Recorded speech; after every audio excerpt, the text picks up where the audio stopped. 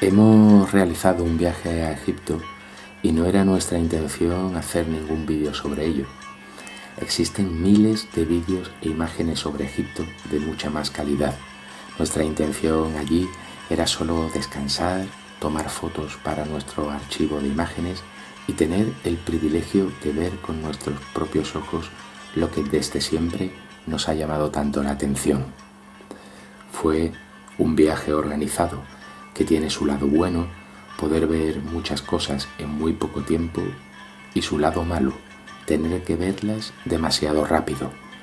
Además, es difícil, si no se tiene muy bien planeado, poder salirse de la ruta establecida para investigar por cuenta propia. El calor extremo que produce el desierto en verano cambió los horarios de las visitas y apenas pudimos hacer planes fuera de la ruta trazada. El turismo está muy bien controlado en este país y aunque ello provoque injusticias en los negocios que se benefician de ello, como el límite de barcos que surcan el Nilo o el número de autobuses que pueden acercarse a Sudán y que son controlados por el ejército debido a las tensiones que aún hay en esta frontera, lo cierto es que para el turista curioso, que no tiene la culpa de nada, se agradece este control gubernamental, pues gracias a él, la ribera del Nilo y sus habitantes siguen manteniendo negocios y modos de subsistencia tradicionales que son un deleite para el observador extranjero. Así que ahora, en casa, organizando fotos en el ordenador y leyendo las notas del cuaderno de viaje, he pensado que sí podría hacer un vídeo, no para mostrar imágenes espectaculares, pues lo espectacular de Egipto es imposible de captar con una cámara, y menos con una cámara como la mía y un fotógrafo como yo, sino para compartir mis experiencias, pensamientos, conjeturas, etc., que aquellos lugares sagrados y milenarios me inspiraron. Comencemos.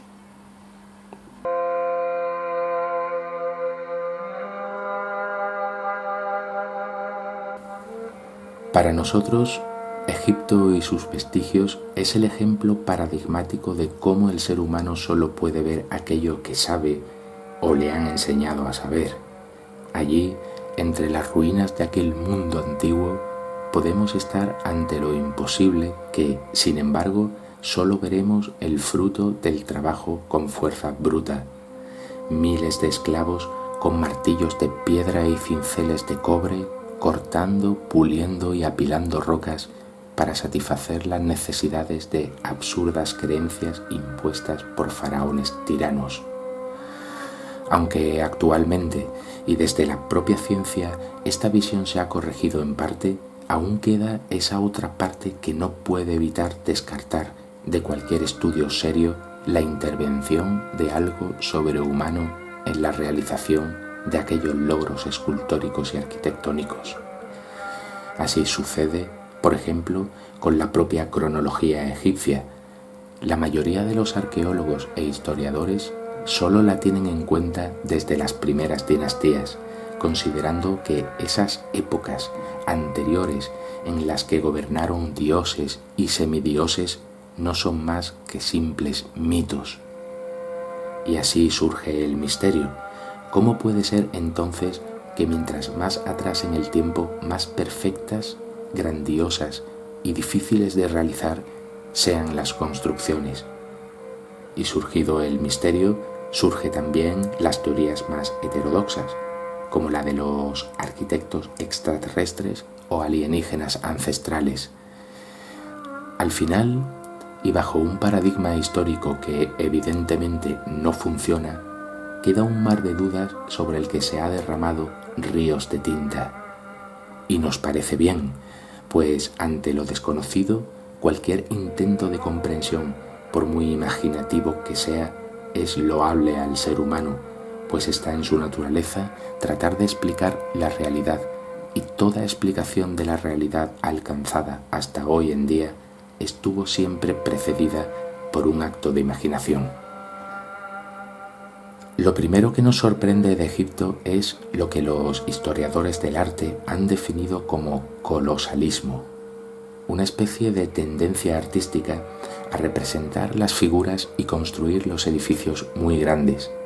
Pero estando allí, nos planteamos si este colosalismo no es, en algunas esculturas, un simple y sencillo realismo, o al menos el recuerdo de ello, pues existen esculturas de distintos tamaños, unas de pie, otras sentadas, y no solo esculturas, sino grabados y relieves que muestran humanos interactuando con otros humanos de muchísimo mayor tamaño y en actitudes muy realistas.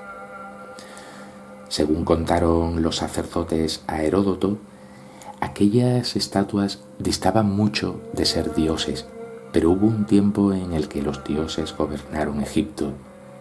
La existencia de gigantes en el pasado, para nosotros, es más que algo evidente, y existe un paradigma tan antiguo como el propio hombre, pero ya olvidado, que podría justificarla. Se trata del mito de las 4 edades, expuesto por Hesíodo y explicado por los hindúes como la doctrina de los 4 yugas. Pero nosotros, a lo largo de muchos años, hemos completado este mito estudiando muchas otras tradiciones que mencionan lo que ni Hesíodo ni los hindúes nombran, que junto con la reducción progresiva de inteligencia, vitalidad y conexión a la naturaleza a lo largo de las 4 edades, hubo también una reducción progresiva del tamaño de los hombres. Así, según nuestras investigaciones realizadas hasta el presente momento y pudiendo ser estas modificadas en el futuro según progresen nuestros estudios, tenemos lo siguiente. Las 4 edades de la humanidad se desarrollan en un segmento cronológico aproximado de 64.800 años, estando proporcionada cada una de ellas en 4, 3, 2 y 1 respecto a 10. Así, la primera edad duró 25.920 años, la segunda 19.440, la tercera 12.960 y la cuarta durará 6.480 años, siendo todas estas cifras aproximadas, pues no sabemos en qué momento del final de la cuarta edad estamos exactamente. Resumiéndolo al extremo, los hombres de la primera edad eran iguales a los dioses primigenios, y el fin de esta edad bien pudo ser la lucha entre dioses y titanes. El cataclismo que puso fin a aquella edad de oro fue tan potente como poderosos fueron aquellos hombres que quebrantaron las leyes divinas.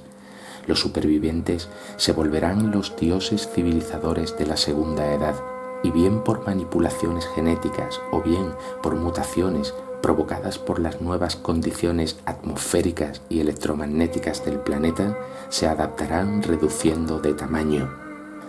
Aquí surgen también todo tipo de híbridos y también toda clase de especies de humanos, muchas de las cuales aún quedan por descubrir.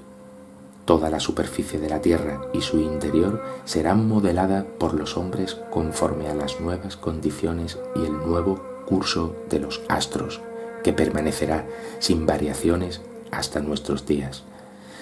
El cataclismo que destruya la segunda edad será por fuego, que petrificará gran parte de la superficie terrestre, y los supervivientes se harán los dioses civilizadores de la tercera edad, la anterior a la nuestra. La tercera edad es la que recuerdan las cronologías egipcias como el tiempo de los dioses y los semidioses, pues los dioses eran los supervivientes de la segunda edad y los semidioses los habitantes de la tercera, el doble de grandes que nosotros, el doble de inteligentes y el doble de conectados al universo y a la Tierra que nosotros. Seres que, aun habiendo reducido su tamaño, su longevidad y sus poderes, seguirán siendo semidivinos a los ojos del humano común. El cataclismo que destruyó la tercera edad fue por agua y se recuerda como el diluvio en todas las tradiciones, pues era todavía una civilización expandida por toda la tierra, como dice la Biblia, antes que Dios separara las lenguas. Pero tras este cataclismo, los supervivientes se convierten una vez más en los dioses civilizadores de la cuarta edad, la nuestra. Fueron ellos quienes orquestaron lo que los historiadores han llamado primeras civilizaciones, que no son en realidad sino las últimas, y el imperio antiguo de Egipto fue una de ellas. Allí quedaron retratados, al igual que en otras civilizaciones muy alejadas en el espacio, la disminución progresiva de tamaño que sufrieron sus dioses hasta convertirse, uniéndose a las hijas de los hombres, en los primeros faraones. En los inicios de nuestra edad, la cuarta y última, aquellos semidioses, aquellos gigantes el doble de grandes que nosotros, dirigieron la construcción de las civilizaciones que hoy en día, despojados ya de nuestra memoria, consideramos las primeras. He aquí explicado muy brevemente lo que podría ser el gran error histórico, pero también su posible explicación. Pero, ¿cómo eran esos hombres superiores considerados dioses y semidioses por los hombres comunes de los que derivamos y que anduvieron entre nosotros? Nos vamos a Menfis, la capital del Imperio Antiguo. En su museo al aire libre podemos ver los retratos, ahora sí, realistas, de los hombres de la segunda y tercera edad, o lo que es lo mismo, los retratos de sus dioses y sus semidioses. Materiales de suma dureza y dificultad se esculpían desde los inicios como si de barro modelado se tratase, como la impresionante esfinge de alabastro, cuya mirada aún parece guardar los misterios de aquel tiempo tan lejano. Allí se encontró el coloso de Ramsés II, y aunque aquel faraón no tenía ese tamaño, quiso divinizarse y por lo tanto retratarse al tamaño de los antiguos dioses. Tallado en roca silicia y con 13 metros de longitud, su peso es tal que fue hasta 2 veces rechazado por las dificultades que planteaban su transporte. Incluso el Museo Británico se negó a hacerse responsable del traslado de tan valioso regalo, decidiéndose finalmente construir un museo a su alrededor para ser contemplado en el lugar en el que se halló. Tocado con la doble corona como señor del Alto y Bajo Egipto, con el nemes o pañuelo ceremonial, saliendo de su frente el ureo, compuesto por el buitre y la cobra, el cielo y la tierra, incluso con señales de piercing en orejas y ombligo, su rostro sigue dibujando miles de años después la misma enigmática sonrisa. Dejemos algo claro, lo que en arte se denomina hieratismo y que en ocasiones tiene un carácter peyorativo por hacer referencia al periodo arcaico de un movimiento artístico y, por lo tanto, a la falta de habilidad para hacer representaciones más realistas y expresivas, deja de tener sentido en Egipto. Aquí el hieratismo es buscado aposta, usándose para conseguirlo la simetría. Ahora bien, podemos asegurar que realizar esculturas en materiales tan duros y difíciles de tallar como el granito, la diorita o la cuarcita, consiguiendo una milimétrica simetría axial, es mucho más difícil que tallar un rostro expresivo y requeriría el uso de maquinaria de precisión o una maestría sobrehumana. Por lo tanto, siendo el hieratismo buscado, podemos suponer que buscaban decir algo con ello. Si vemos la sonrisa del coloso de Ramsés II, nos recuerda a las estatuas de Buda. Aquel hieratismo nos retrata seres por encima del bien y del mal, que han dominado sus pasiones, seres en un plano superior de conciencia, en definitiva, seres iluminados, y como tales, podemos suponer que debieron poseer todos los poderes de los que el transcurso del tiempo y las edades nos fue despojando progresivamente.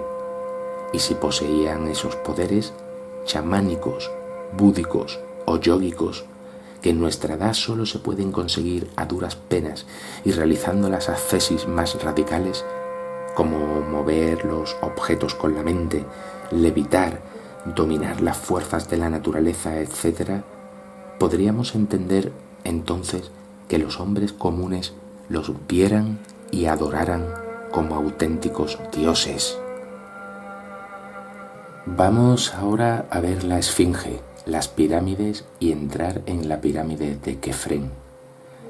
En el templo del valle podemos ver cómo algunos de los sillares de arenisca, desgastados por la erosión, se colocaron por encima de los de granito, más grandes, duros y encajados con absoluta precisión, como si todo fuera una reconstrucción de templos más antiguos y perfectos que ya estaban allí.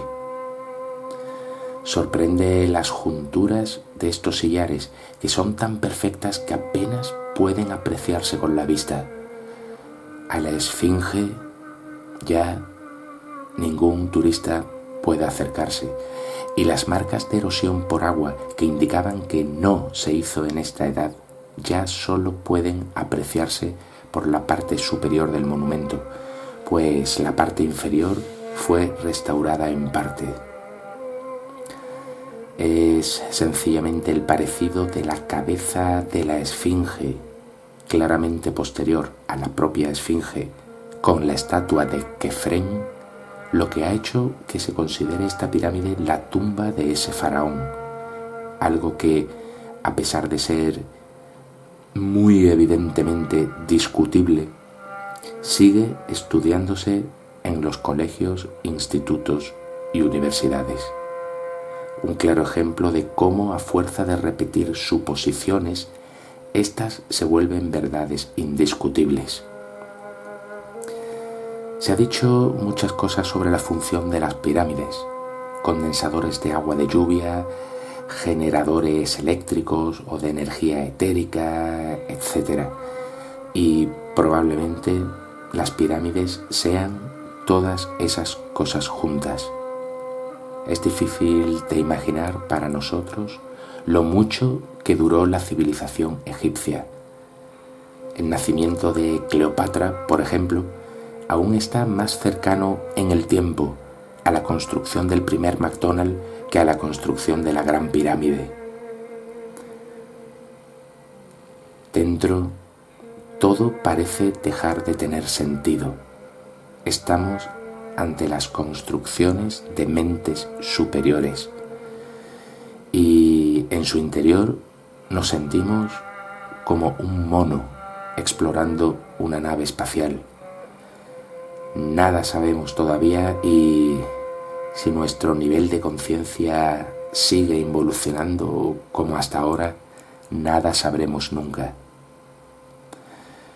Pero si el relato de Platón es cierto y los sacerdotes le contaron a Solón que ellos recordaban los cataclismos sucesivos por fuego y agua que separan una edad de otra, entonces el original pueblo egipcio debió estar allí asentado desde al menos la segunda edad, en esa época en que los hombres, bajo el mando de sus dioses, reconstruyeron toda la superficie planetaria y que fue destruida por fuego. En efecto, mucho se ha estudiado las pirámides, pero muy poco o nada la meseta sobre la que se alzan. Geológicamente podríamos decir que es una anomalía dentro de la llanura que forma el delta del Nilo. Y estando allí podemos apreciar la artificialidad de la superficie de esta parte de la meseta. Ciclópeas losas que conformarían lo que suponemos que era la gran avenida ceremonial que unía el templo del valle con la pirámide de Kefren. Incluso vemos lo que se asemeja a vigas de madera ya petrificadas en las juntas. Una labor titánica comparable incluso a la construcción de las propias pirámides, que muy probablemente no se levantaron en este punto por casualidad, sino aprovechando algo que ya estaba allí. Desde aquí se tiene la sensación de que la propia meseta de Giza podría ser artificial, incluso una construcción anterior a las propias pirámides. Unos kilómetros más al sur se encuentra Saqqara, también perteneciente al Imperio Antiguo. Aquí todo parece no encajar. El guía nos habla de las pirámides escalonadas de Djoser, de Imhotep, de cómo fue un primer prototipo de lo que luego serían las pirámides. Pero la sensación es que todo el complejo parece estar superpuesto a algo más antiguo todavía. Vemos edificaciones que nos recuerdan a la arquitectura inca, que no es tal, sino pre-inca. Muros de perfección inigualable con un pulido a espejo que más bien parece una vitrificación controlada de las superficies. De hecho, y aunque no pudimos verlo por problemas de organización, bajo este complejo se hallaron los famosos sarcófagos de Saqqara, uno de los mayores misterios de la cultura egipcia por las imposibilidades técnicas tanto en su realización, pues están hechos de rocas tan duras como el basalto, como por sus dimensiones, peso y modo de trasladarlos hasta allí por accesos por los que no caben y en una época en la que no se conocía la rueda y los cinceles eran de cobre. Que todavía queda todo por descubrir en Egipto, queda patente al visitar la pirámide de Tetis. Lo que aparenta un simple montón de escombros, como los hay muchos por los alrededores, resultó ser una pirámide con un largo pasillo perfectamente conservado y un sarcófago en lo profundo al estilo de los antes comentados, pero de dimensiones menores. Allí pudimos apreciar la dureza de la roca y la técnica, bajo nuestro punto de vista desconocida, que se usó para crearlo. Frente a Tetis, la tumba de Khamenei nos sorprende por sus antiquísimos grabados que nos hablan de aquella época, una época con otra temperatura, con una sociedad en perfecta armonía con la naturaleza, probablemente un tiempo en el que el mar Mediterráneo llegaba hasta allí, pues vemos representaciones de hombres pescando calamares, animales de agua salada. Como dije, lo que se ha definido como imperio antiguo hunde sus raíces en una edad anterior y desconocida de la humanidad que solo recientemente estamos comenzando apenas a dilucidar. Dejamos atrás el norte del Nilo y el imperio antiguo. Vayamos unos 1000 kilómetros al sur en el espacio y más de 1000 años hacia adelante en el tiempo. Cruzamos el Nilo hacia su ribera oeste para visitar el Valle de los Reyes.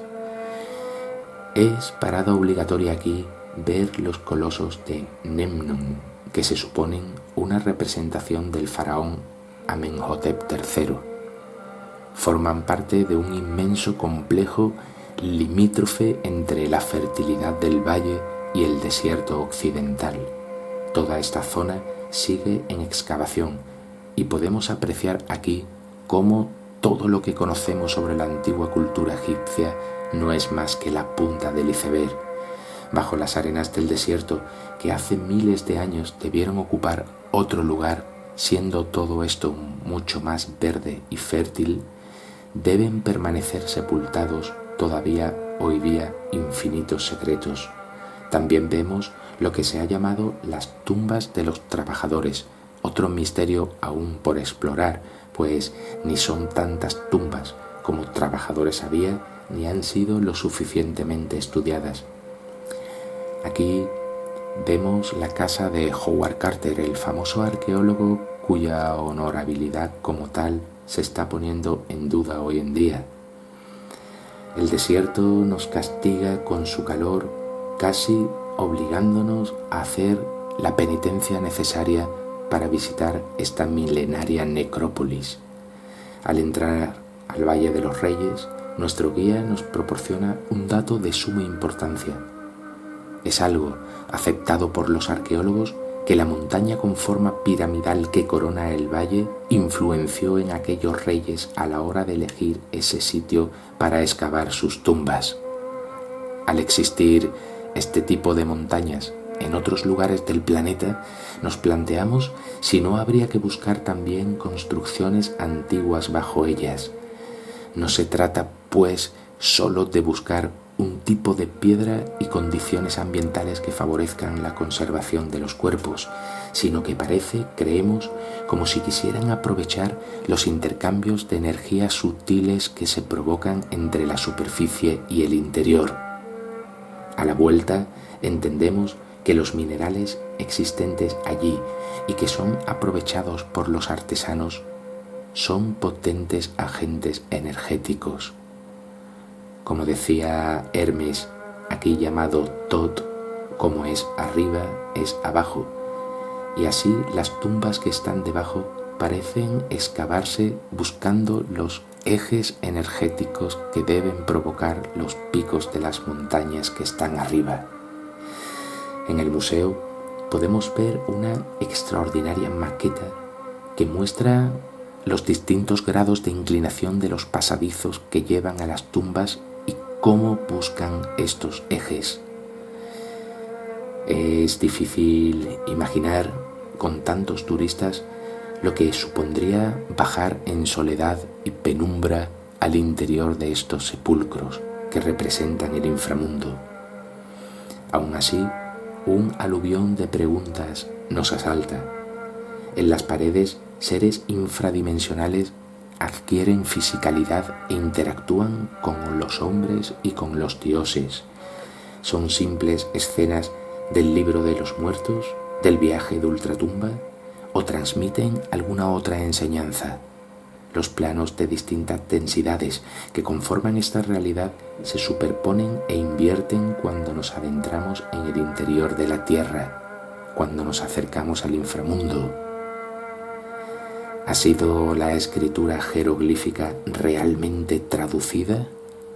Incluso tipos de escrituras más modernas tienen distintos niveles de significado, y estudios como por ejemplo la Cábala siguen tratando hoy en día de desvelarlos. ¿Son acaso los jeroglíficos un tipo de escritura ingenua y en los inicios de la escritura humana? ¿O algo más, un tipo de lenguaje esotérico con distintos significados dependiendo del nivel de conciencia o el grado de iniciación del lector? Mirando hacia el Nilo y unido al Valle de los Reyes por un pasadizo, hoy en día derrumbado, se encuentra reconstruido el templo de la reina Hatshepsut, de la que se dice fue la primera faraona de Egipto, con un templo con terrazas para festividades que proporciona una gran sonoridad debido al eco que provoca el sonido en la pared de piedra sobre la que fue construido. Reinó del 1490 al 1469 a.C. y custodiando el templo vemos estatuas el doble de grandes que el humano actual. Tal vez, quién sabe, el recuerdo de aquella humanidad anterior a la nuestra. En la orilla oriental, Luxor y Karnak conforman todo un complejo arquitectónico y ritualístico unido por la Avenida de las Esfinges, de 2,7 kilómetros de longitud. Estamos ante los orígenes más antiguos que se conozcan de todas las procesiones, romerías y traslados de imágenes sagradas que hayan llegado hasta nuestros días, pues aquí la deidad elegida, Osiris, se trasladaba de un templo a otro en 2 barcas, haciendo una su camino por el agua y la otra por tierra, tal vez favoreciendo y propiciando el ciclo de la vida, los procesos de regeneración cósmica, la vitalidad del plano físico dada por el espíritu, en definitiva, la muerte y la resurrección. En la entrada al templo de Luxor, solo los 3 colosos del medio son originales, trabajados con granito gris. A diferencia del resto del edificio, pareciera como si en la construcción del templo se hubieran trasladado allí para rememorar el antiguo mundo. Un semidios de pie a la izquierda y un dios sentado a su derecha custodian el sacro lugar. De Karnak destaca su inmensa piscina artificial para purificaciones, su inmensa sala hipóstila de 102 metros de ancho por 53 de largo y sus 134 columnas de 23 metros de altura, y también sus inmensos obeliscos, uno de los cuales permanece en el punto de intersección de los 2 ejes que conforman el templo y que se corresponden a la perfección con los 4 puntos cardinales. Gracias a Dios aún permanece allí ese obelisco, pudiendo ser estudiado en el futuro bajo nuevos parámetros investigativos. Otros obeliscos, sin embargo, fueron adquiridos por las sociedades que nos controlan y llevados a otros lugares del mundo, a sabiendas seguro del poder que aún en día proporcionan a los que los poseen. Más al sur visitamos el templo de Edfu, ya de época helenística. El núcleo de la mitología egipcia es el asesinato de Osiris perpetrado por su hermano Set. Dividió su cuerpo en 14 pedazos y los esparció por el valle del Nilo. Isis, la mujer de Osiris, recopiló esos trozos y los resucitó, dando luego a luz a Horus con cabeza de halcón que los griegos identificaron con Apolo. Al igual que hasta hace muy poco levantábamos catedrales en los lugares donde se hallaban reliquias, los egipcios levantaron miles de años antes templos en los lugares donde cayeron los trozos del cuerpo de Osiris. El templo de Edfu, dedicado a su hijo Horus, fue el lugar donde Osiris se vengó de Set. Hasta este lugar tan lejano traían la barca con la representación de Osiris en su interior 2 veces al año. En lo profundo del templo, en el Sancta Sanctorum, se halla la barca ritual recordándonos al Arca de la Alianza en el interior del templo de Salomón. Celebrar el triunfo de Osiris sobre Set era motivo de fiesta, siendo el patio un lugar de celebraciones. Sin embargo, una enseñanza de profundo significado guarda esta escena, pues, al contrario de lo que pudiera parecer, no mata a Set, sino que lo amarra controlándolo, como significando que el mal no puede morir, que es necesario para la propia existencia de este mundo. Al fin y al cabo, esta realidad es dual en su manifestación física, y si existe el día, lo masculino, el yang, es porque existe la noche, lo femenino, el yin. El mal es necesario para que exista el bien, y su inexistencia desequilibraría la balanza que sustenta esta realidad. El mal, incluso el que se halla en lo más profundo de nosotros mismos, no puede ser destruido, solo controlado, dominado. Seguimos por el Nilo bajando hacia el sur.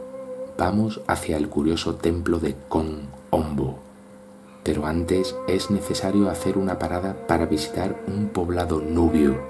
La construcción del lago Nasser, con sus 550 kilómetros de longitud, expulsó a los nubios de su territorio, que se tuvieron que adaptar a la vida moderna haciéndose barqueros y vendedores. Por su tez oscura y carácter afable, a los nubios les llaman los negros por fuera y blancos por dentro.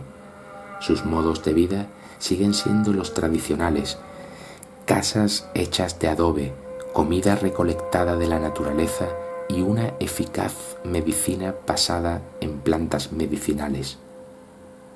Ya sea por esto o porque se mantienen alejados de las grandes ciudades y sus emisiones nocivas, el caso es que durante el ataque de las fuerzas oscuras que toda la humanidad sufrió recientemente, el pueblo nubio salió indemne. En su memoria racial aún parecen mantener un especial vínculo con un animal sagrado, el cocodrilo. Y es precisamente a Sobek, el dios con cabeza de cocodrilo, al que se levantó junto con Horus el templo de Kom-Ombo. El templo se desarrolla en dos ejes, uno dedicado a Sobek y otro a Horus, dos ejes paralelos.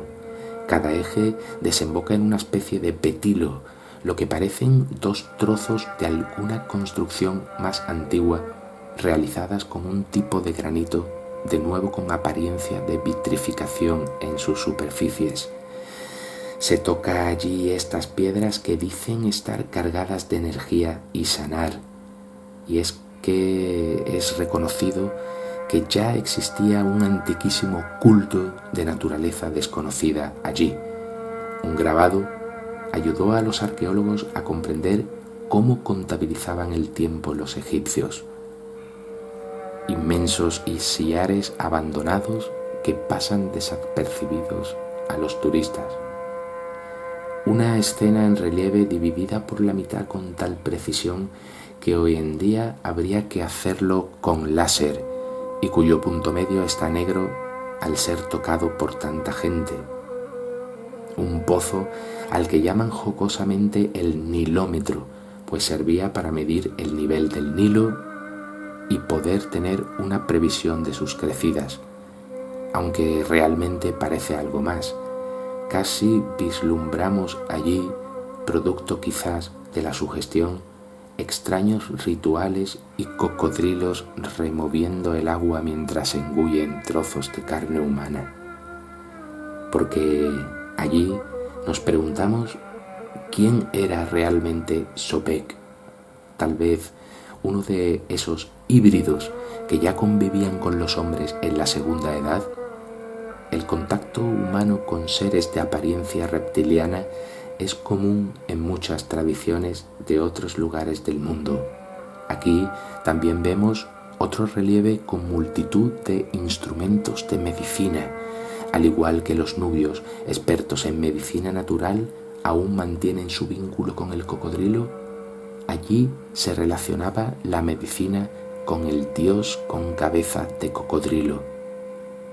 ¿Fueron los conocimientos médicos entregados a los hombres por seres reptilianos? Tal vez nuestro propio símbolo de la medicina nos esté recordando aún hoy en día esta oscura verdad. Aunque el viaje no fue así, nosotros lo estamos reproduciendo de norte a sur para una mayor claridad en la exposición y de paso para ordenar la información en nuestra cabeza. En un viaje de unas 4 horas en autobús y recorriendo parajes desérticos a un lado y otro de la carretera con extrañas formaciones naturales que nos hacen pensar si no son artificiales, pues nos recuerda a la pirámide de Tetis. Se llega a Abu Simbel, cerca de la frontera con Sudán. El lago artificial que despojó de sus tierras al pueblo nubio dejó bajo sus aguas quién sabe ya cuántos vestigios y misterios de la antigua civilización egipcia. El complejo de Abu Simbel fue uno de los que se salvaron antes de crear el lago. Allí vemos los templos de Ramsés II y de Nefertari, su esposa. Son famosos sus colosos custodiando la entrada, los cuales nos hacen volver a preguntarnos: ¿existieron seres de ese tamaño? Porque en una tumba de un rey nubio cerca del lugar se encontró una pintura que encaja con las medidas de aquellos colosos, si tenemos en cuenta la proporción de los elefantes que porta. Lo que más nos impresiona de aquel traslado del templo no es el corte y traslado de sus piezas, ni la montaña artificial que hubo que construir para colocarlo, sino que se colocara con exactamente la misma orientación respecto a la salida del sol que tenía en sus inicios. Esto nos hace poder observar un fenómeno arqueoastronómico que sucede solo el 22 de febrero y el 22 de octubre, fechas pegadas a los equinoccios actuales. Trató Ramsés II de reproducir un fenómeno de un antiguo templo realizado cuando los años eran más largos, o simplemente se trata de fechas ceremoniales que aún no conocemos. En cualquier caso, el efecto lumínico nos transmite tal vez otra profunda enseñanza. De las 4 figuras y durante unos minutos, el rayo de sol que atraviesa el templo toca 3 caras, dejando en sombra la de Pat. Así que, relacionándose Pat con el inframundo, se nos recuerda la incompatibilidad entre ciertos planos de esta realidad.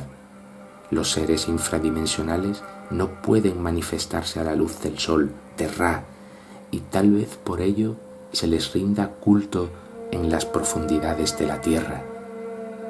Nuestra cultura popular moderna parece haber recordado inconscientemente esta vieja sabiduría, llegando incluso al cine, en donde los vampiros, que no se reflejan en el espejo por ser seres infradimensionales, no pueden soportar el sol ni ningún símbolo que lo represente. Al día siguiente fuimos al templo de Philae, dedicado a Isis. Nos fijamos en sus escaleras erosionadas por la exfoliación, parecidas a las del templo de Dendera, y en sus marcas para meter sujeciones entre sillares, y que son usadas en muchas otras construcciones antiguas. Al ser Isis la gran diosa madre para los egipcios, su templo se hallaba junto a la primera catarata del Nilo, quedando hundido durante muchos años cuando la civilización contemporánea comenzó a trastocar los caudales. Aún puede verse las marcas del agua en sus paredes. Unos palos saliendo del agua marcan el lugar exacto donde se encontraba.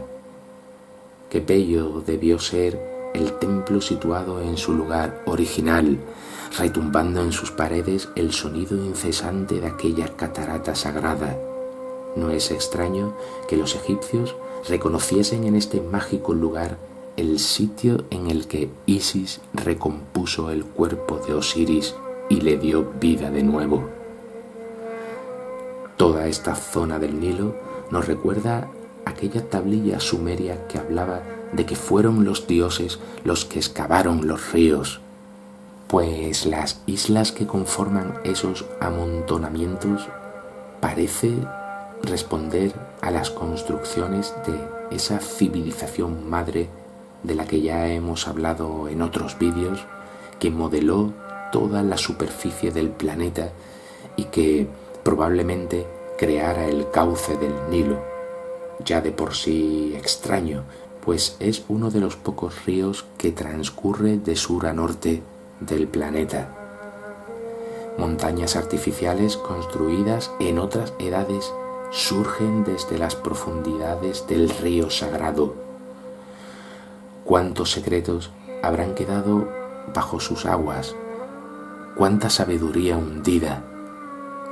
Miramos esas montañas que rodean la isla y no podemos ver más que vestigios de antiguos mundos. No hay nada aquí que sea casualidad, y en esos picos, en esas rocas en equilibrio en las alturas, vemos los monumentos de aquella humanidad ya extraña y olvidada, tal vez los retratos de los seres que gobernaron en las ya olvidadas edades que nos precedieron. No quisiéramos terminar sin compartir, a pesar de lo mal que graba vídeo la cámara fotográfica que llevábamos, una experiencia que no olvidaremos nunca. En el templo de Luxor nos sorprendió el canto al rezo de los musulmanes, aquel cántico profundamente espiritual, ampliado por el eco de aquellas ciclópeas paredes, nos hizo evocar lo que todo aquello un día fue, un mundo que ya no entendemos, pero con el que una parte de nosotros, tal vez la intuición, aún pueda conectar. Una edad cuyo mayor tesoro no fue material sino espiritual, un mundo habitado por hombres que todavía recordaban que poco tiempo atrás habían caminado entre sus dioses.